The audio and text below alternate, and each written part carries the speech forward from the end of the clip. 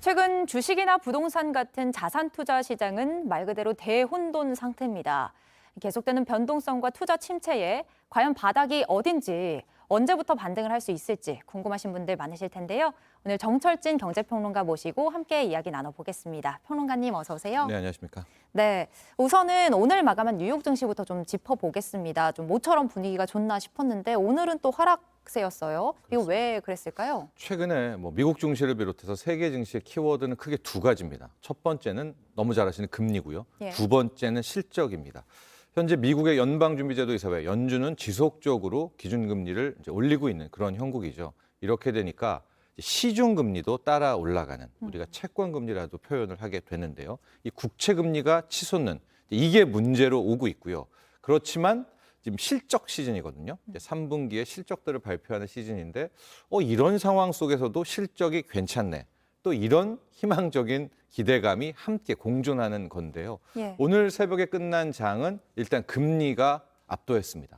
최근에 이 실적 시즌에 나온 실적 발표되는 것들이 의외로 좋고요. 예. 우리가 이익 추정을 하거든요. 그것보다도 지금 S&P 500 기업들은 한 60%, 70% 정도가 더 잘 나온 거예요. 기업 실적들이. 그래요. 네. 그래서 최근에 좀 깜짝 반등을 했는데 오늘 새벽에 끝난 이제 뉴욕장을 가보면 미국의 10년 만기 채권 금리가 4.1%를 이제 넘어서게 되는, 국채 금리가 튀어오른다는 것은 조금 어렵지만 국채 가격은 떨어지고 채권 시장이 굉장히 힘들어지는 그런 상황이 되거든요. 이렇게 국채 금리가 치솟게 되니까 투자자들은 이거 안 되겠네. 또 이러면서 이제 실망 매물이 나오게 됐고요. 또 하나 유럽 쪽으로 눈을 돌려보니까 영국이 10% 넘는 소비자 물가 상승률, 유로존도 거의 9.9%, 10%의 물가 상승률이 계속 나왔거든요. 예. 자, 그러면 인플레이션도 이게 잡기 어렵구나. 유럽마저도. 우리도 그랬고 미국도 그랬지 않습니까? 그럼 당분간 금리는 더 올리겠고 예. 이러면 국채금리, 시중금리도 더 오르겠고 채권 시장은 어려워지겠고 이게 불씨가 되겠구나라는 이제 그런 우려가 오늘 새벽 하늘은 또 작용을 했습니다. 네, 그렇군요. 일단 우리나라 증시는 어쨌든 2200대를 지키면서 일단 밀리지 않는 모습을 보이고 있는데요. 특히 외국인들이 우리나라 주식을 순매수를 많이 하고 있죠. 네. 이게 좀 궁금하기도 한 대목이고요. 왜 이러지? 라는 그런 의문이 가는 건데 예. 외국인 투자자들이 6월부터 한 5조 원 이상 사다가 9월 한 달 동안은 또 1조 6천억을 매도를 했습니다.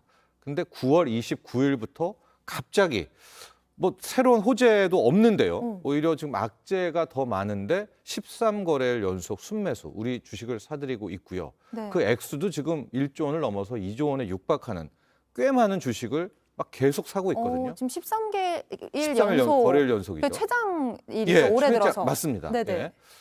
그러니까 이게 평소라면 그러려니 할 텐데 지금 굉장히 불안하고 앞으로 전망도 어둡잖아요. 예. 그러니까 왜 외국인들이 이렇게 살까라는 이제 거기에 대한 방점이 찍혀 있는데요. 크게 두 가지 정도 해석이 가능합니다. 첫 번째는 우리의 코스피, 우리의 증시가 최근 낙폭이 굉장히 과도합니다. 이제 우리가 이거 과매도 또 저평가 이런 표현을 쓰는데 돈이란 거는 어쨌든 뭔가를 사야 되잖아요. 그래서 이렇게 세계 증시를 봤는데 한국 증시가 굉장히 많이 떨어졌구나라는 그런 저평가 매력으로 요 정도를 사줬다라는 해석이 하나 가능하고요.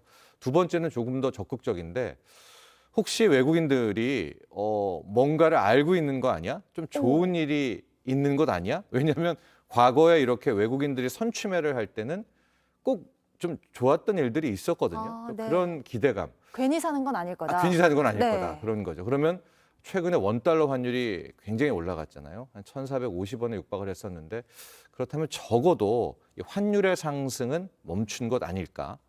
이 정도를 바라보고 외국인들이 들어온 것 아닐까. 이런 기대감이 있는데요. 아직까지는 외국인들이 이렇게 왜 악재 속에서 불안한 상황 속에서 우리 주식을 샀는지는 보통 이제 끝나고 나면 해석은 가능할 것 같습니다. 네, 알겠습니다. 좀 더 기다려봐야 된다는 말씀이시죠? 네, 일단 부동산 시장 이야기도 좀 살펴보겠습니다. 요즘 그냥 급매도 아니고 급급매, 정말 초급매 정도는 돼야 간신히 팔리는 수준이죠. 네, 그렇습니다. 역시 금리가 오르면서 매수 수요가 뚝 끊겼고요. 특히 향후 부동산에 대한 전망도 어두워지면서 말씀하신 대로 급급매, 초급매 아니면 수요가 붙지를 않아요. 아예 살려는 생각이 없기 때문에 항상 급매물이 체결이 되니까 가격은 더 떨어질 수밖에 없는데요. 네. 전국 아파트의 실거래가 이 지수라는 게 집계가 됐습니다. 1월부터 8월까지 보면 거의 마이너스 5%대고요. 서울은 마이너스 6%대거든요. 이건 이제 실제 떨어진 가격입니다. 마이너스 5%, 서울이 마이너스 6%. 주식으로 따지면은 마이너스 5%, 6%라고 생각하겠지만 네. 부동산에서의 마이너스 5%, 마이너스 6%는 큰 거군요. 그렇죠. 상당히 크죠. 집값이라는 게 상당히 크니까 그런 상황인데 문제는 여기가 바닥은 아닐 거라는 이제 점이고요. 결과적으로 부동산 시장이 살아나려면 이제 수요가 붙어야 될 것 같은데 그럼 수요는 언제 붙느냐? 금리 인상이 멈추는 것을 시장이 좀 확신할 때입니다. 그러니까 금리를 인하한다는 뜻이 아니라요. 지금은 올리고 다음 달에 또 올리고 또 올리고 하니까 이제 사려는 사람들은 야, 금리를 어디까지 올려? 왜냐하면 금리가 올라가면 대출 금리도 올라가니까요. 예. 그러니까 섣불리 붙지를 못하는 거예요. 사고 나서 대출 받아서 집을 샀다가 또 오르면 안 되니까. 그래서 이 부동산의 바닥, 부동산의 거래가 다시 활성화되는 그 시점은 최소한 이제 금리를 올리다가 이 금리 동결 상태에서 한 2, 3개월이 지난 이때 정도가 이제 본격적인 어떤 부동산의 바닥 신호다 이렇게 보여지고 있습니다. 아, 그렇군요.